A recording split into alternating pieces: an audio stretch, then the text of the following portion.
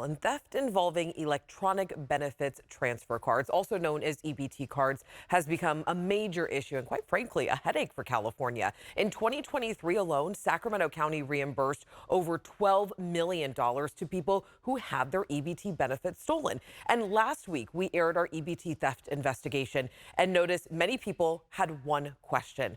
Why hasn't the state put chip and tap technology in EBT cards? So we took your question to the state.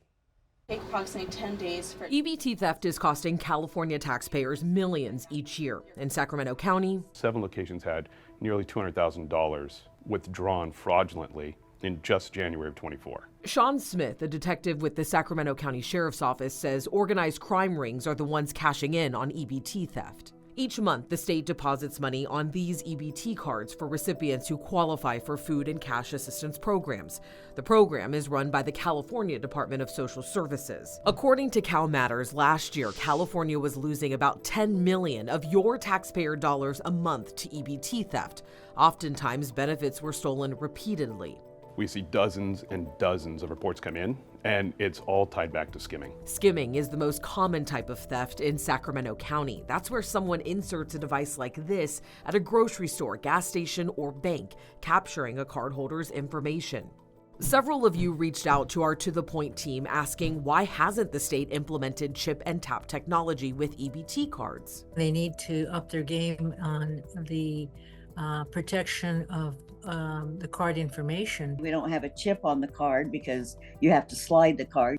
Why can't you put us a new one with a chip in it? We took your questions to the California Department of Social Services. They say federal regulations direct states to use EBT cards with magnetic stripes only, saying in a statement to ABC 10, the federal EBT system was designed with fixed requirements that limited card technology to only conduct magnetic stripe transactions, which means federal intervention to change the system of EBT cards is needed first. The second reason, the state would have to make significant changes to the current EBT system infrastructure, adding that EBT transactions are processed differently than commercial credit and bank cards. Without the back-end technological upgrades, CDSS says a transaction using a chip-tap EBT card would fail. Currently, no states issue EBT cards with chips. California is working to be the first to update restrictions and develop chip and tap technology, a $50 million effort. The department tells ABC 10 chip and tap card implementation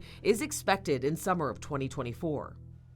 And just to be clear, California isn't the only state dealing with EBT theft. U.S. Senator Ron Wyden from Oregon and other lawmakers recently introduced a bipartisan bill that, if passed, would require new EBT cards nationwide to include chips after 2 years. All older cards would need to be reissued with chips within 5 years. The United States Department of Agriculture would be directed to provide funding to support states making the transition.